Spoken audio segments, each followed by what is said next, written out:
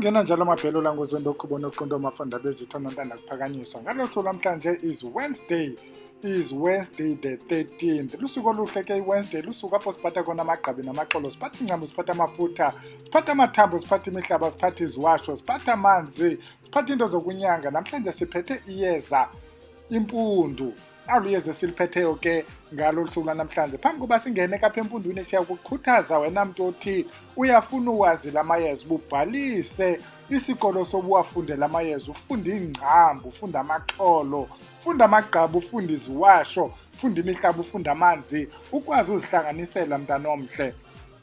Ifomu ivulekile ke kukuba uye phayana kuyo ifomu www.vusilanga.co.za uye kule ndawo ithi about us and the academy, ufike khona ke ifomu ubhalise, then ulinde ke ukuba uthini ubizwe. Siphethe ntoni ke namhlanje bhele? Namhlanje siphethe eliyeza njengoba sesitshilo, siphethe iyeza ekuthiwa impundu, siphethe intelezi.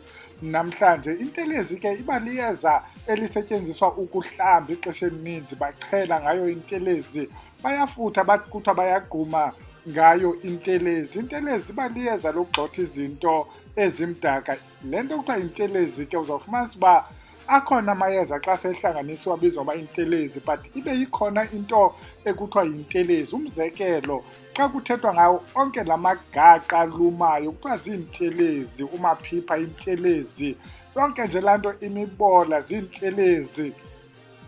Intelezi yiloo nto injalo. Abanye bathi kwa icena eli bathi yintelezi, meaning ikhala, bakhona bathi yintelezi. Kanti kwezinye iindawo intelezi ngamayeza athi ahlanganiswa ukuthi enze into eza kukhupha endaweni. Namhlanje siphethe iyeza elibizwa ngokuba yintelezi enkulu.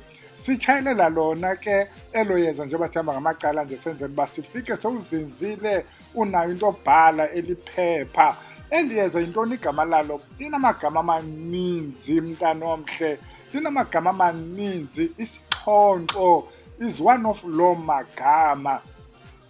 There is a scientific name, the English name ke bathi forest ox tongue. It looked like an ox tongue, particularly xa isanduphuma apha kuso isityalo, the middle liphumayo, not amanye lasemacaleni. If you look at le ntelezi inkulu ingathi ujonge ikhala. That is why even ii-uses zakhona ziphantsi ufana nezekhala, kuthiwa impundu, Iqhomololo. Bathi intelezi enkulu, ingakumbi thina bathetha isiXhosa bathi umabhoso, kuba iphinde ibe ngathi ibhoso le nto xa uyijongile ngathi into le onoyibamba uyohlaba umntu ngayo. Baphinde kwezi lali zi-around elimonti bathi uMabululu, babe khona bathi uMabululwana. Sisathetha ngale nto inye, sisathetha ngaso isixhonkxo, sithetha ngayo umabhoso, sithetha ngayo intelezi enkulu. Liyeza elihle eli othi naxa ulifumane ehlathini, ulifumane kwindawo exwebileyo, ulifumane likhwele ematyeni. Kwezo ndawo kuthiwa zii-rock cliffs, zibizwa ntoni ezo ndawo zinjalo. Wena mntu ofuna ubona ifoto ke eliyeza, nantsi ifoto yalo, ngathi ujonge ikhala but alinayo laa ndawo ihlabayo. Iphinde ibe ngathi licena because of ezaa sports, but ayililo icena. Is not even classified under iALU, inguzimele geqe. Yenza ntoni ke le nto? Clinically kubantu ke abathe baphanda babuya besithi le nto iyancedisa kwizinto umntu othi ufuna uhambisa. What we want to emphasize, the uses zayo le nto kuthiwa ngumabhoso ziyafana nezekhala clinically. Nayo ine-gel, ine-sep, nayo uyikha njengekhala. In so many ways ingathi likhala but ayililo ikhala. Ubuyajonga ezaa uses zekhala, ukutrita iskin, ukutrita amanxeba, ukutrita i-eczema, iindlebe ezibuhlungu, ijaundice, into njenge-peptic ulcers, yonke laa nto ye-aloe vera ufika ikhona nayo apha kubantu abathi unengxaki yeswekire enyukayo, kwi-diabetes. Bayifaka abanikazi bayo le nto, baphinde bayifake kwi-hypertension. Wena mntu othi une-high blood, bathi high, iyasebenza le nto mntana omhle. Wena mntu one-haemorrhoids, into bathi bayenze bayisike laa nto like you would with i-aloe vera. You wash le ndawo ene-haemorrhoid, hlambe laa ndawo and then uzisule ke omnye aphinde asebenzise nezinye izinto. Asithaki mos namhlanje sithi nje le nto yenzani, iyasebenza le nto kwiinto ze-rheumatism. Wena mntwana one-joints ezibuhlungu kuthiwa kha uyifumane laa jeli uyihlikihle kwezaa ndawo zine-joints ukuthi iyangenelela, ifike ikuncede mntana omhle ungade ufe zii-joints, ikhona into encedayo. Nezinye ke iingxaki ezininzi zolusu iyasebenza le nto kuthiwa ngumabhoso.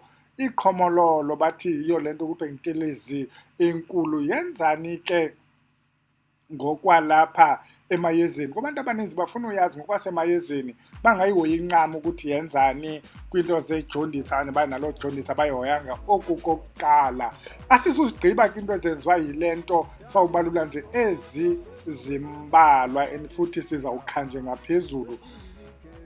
Umabhoso uyasetyenziswa ngohlobo abantu basebenzisa ngakhona into enjengeenyengelezi, into enjengemfingwana, kumayezozifihla. Wena mntu othi ufuna uzifihla, wena ufuna ufihla wena ufuthe ngalo liyeza, ufuna ufihla imoto yakho, uhlamba imoto, ufuna ufihla ikhaya, kwizinto zokuzifihla uyidibanise nawo amayeza amayeza ozifihla besesitshila into enjengazo iinyengelezi. Iyasebenza le nto kwizinto zokuzifihla.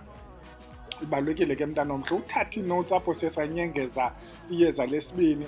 Iphinde le nto iyasebenziswa ekulahleni izilwane, ukulahla izimnyama, ukulahla izichitho, ukulahla amabhadi, ukulahla nje zonke izinto zasemnyameni. Iyasetyenziswa gximfi, idibanisa nenye izinto, uhambe uyohlamba kuloo ndawo kuhlanjwa kuyo, kuhlanjwa abanye.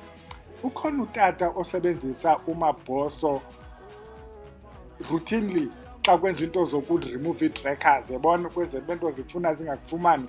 Sebenzisa umabhoso, ngutata walapha eMonti, lixholo elikhulu elinyangayo. Andifuna ukungena ke kwiinto zakomnye umzi, kodwa uyisebenzisa le nto routinely. Khawuyizame nawe kwizinto ezifuna ulahla loo nto ufuna ukuyilahla. Wena mntu ukuthi uyalwa, abantu ke kwiinto zokulwa, mhlawumbi ulwa ngezikhafula, ulwa ngofutha, ulwa ngochela, ulwa ngesigqaba, isiphondo, uyalwa umntu ngaloo ndlela alwa ngayo. Iyangena le nto kwizinto zokulwa, abanye bayifake nakumabhanti, idibane nezigidi kwambe kuyoliwa. Bathi abanye bathi naxa kuthi ufunwa ngezibhamu, yabona ke we're not sure, but xa kuthi ufunwa ngeemele, ufunwa ngezikhali, ufunwa ngeento ezinzima, uphathe sakho isikhali umabhoso sikukhusele, siphinde sisikhali umabhoso sikulwele. Nguye ke umabhoso isixhonkxo. Kubekho abantu abafuna uchitha izinto, mhlawumbi ufuna uchitha ilifu elimnyama, ufuna uchitha ityala, jikelezwa lityala kuloo ndawo, ujikeleza ngetyala, bayakuleqa, bayakulwa kuloo ndawo, bakufuna emaplangeni, bakufuna kuloo ndawo kuthiwa kusesidudwini. Bayisebenzisa ke abantu le nto isisixhonkxo ukususa loo nto isithokotoko selifu phezu kwaloo mntu, ukwenzela umntu aphume, umntu asinde. Basebenzisa yena ke umabhoso, bayidibanisa namanye ke amayeza okukhusela, into njengezicimamlilo, sesikuntluvisa nje. Baphinde abantu ababolisa amayeza, ingakumbi ubolisa amayeza phakathi kwekhaya. Xa uthi kukhona izinto ezimdaka phakathi kwekhaya ufuna zibole, thathe wena umabhoso wako kwena umdibanise nemibolo, udibanise neemboziso nezinye izinto ekuthiwa ziyabolisa, ujonge uba akuzubola na. Ngabantu abaninzi ke abayisebenzile le nto. Xa kusithiwa isusa izimnyama emntwini, isusa izilwane, it should do the same thing nalapha kokwenu eyadini, susa ezo zimnyama, ezo zichitho, loo miqwaliso, ezo zilwane apha phakathi kwekhaya. Iphinde le nto bayisebenzise njengempinda, bayidibanise nabompinda, mshaye yophinda umva.